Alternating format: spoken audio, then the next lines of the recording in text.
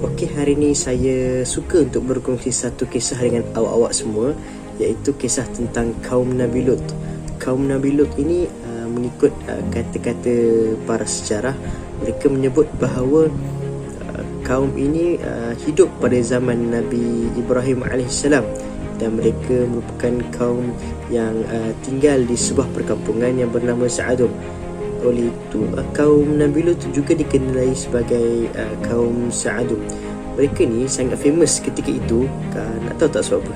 Sebab mereka melakukan perkara yang sangat jijik, sangat teruk, sehingga kan tak pernah ada satu pun kaum ada yang pernah melakukan perkara sedemikian, iaitu perkara hubungan kelamin sesama jenis, sama ada lelaki dengan lelaki ataupun perempuan dengan perempuan. Oleh itu, suatu hari Allah Subhanahu Wa Taala telah mengutus Nabi Lut AS untuk membetulkan akidah mereka kembali kepada Allah Subhanahu Wa Taala, lalu supaya mereka meninggalkan perkara terkutuk sedemikian. Dan pelbagai cara Nabi Lut telah guna, namun hati mereka ni sangat keras, kerana menjadi normalisasi bagi mereka untuk melakukan hal sedemikian. Mereka sehingga kan mereka sanggup menghalau Nabi Lut keluar dari perkampungan dengan kata-kata yang kesat, dengan kata-kata maki,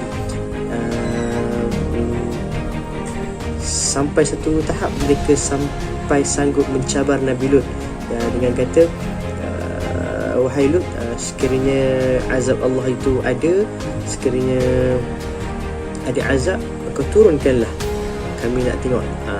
Sampai tahap begitu mereka sanggup mencabar kuasa Allah Subhanahu Wa Taala.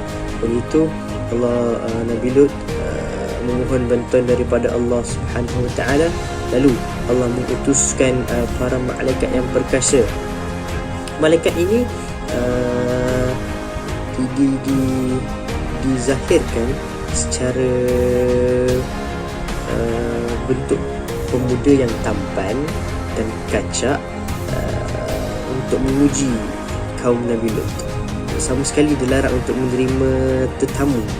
Oleh itu, ketika para malaikat bertemu dengan anaknya berkata supaya tunggu dahulu, nanti dia akan panggilkan ayahnya, yakni Nabi Lut lah. Okey, bila Nabi Lut bertemu dengan malaikat itu,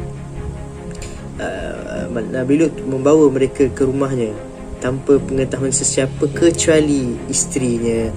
Tapi nak dijadikan cerita, isterinya ini berjumpa dengan kaum Nabi Lut yang lain, lalu menceritakan bahawa ada beberapa pemuda yang tampan datang ke rumah Nabi Lut. Oleh itu, mereka kaum Nabi Lut ni bergegas ke rumah Nabi Lut untuk menyaksikan perkara yang sebenar. Mereka tidak tahu bahawa azab untuk mereka ni bakal tiba, kerana mereka sering mencabar untuk menerima azab. Mereka ditimpa azab dari Allah, dan azab tersebut berupa batu-batu dari langit dan menimpa kepala mereka, dan setiap daripada batu itu tertulis nama mereka.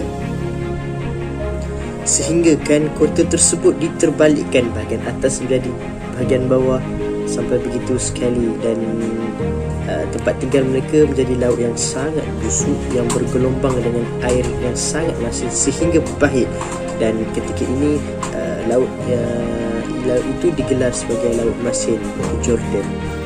Oleh yang demikian, kita haruslah beringat, setiap kali kita melakukan dosa, cepat-cepatlah bertaubat, kerana rahmat Allah itu luas, pintu taubat tak akan tertutup selagi Allah. Selagi nyawa kita masih ada, jangan menyesal kemudian hari. Semoga Allah berkati diri ini. Amin, insyaAllah.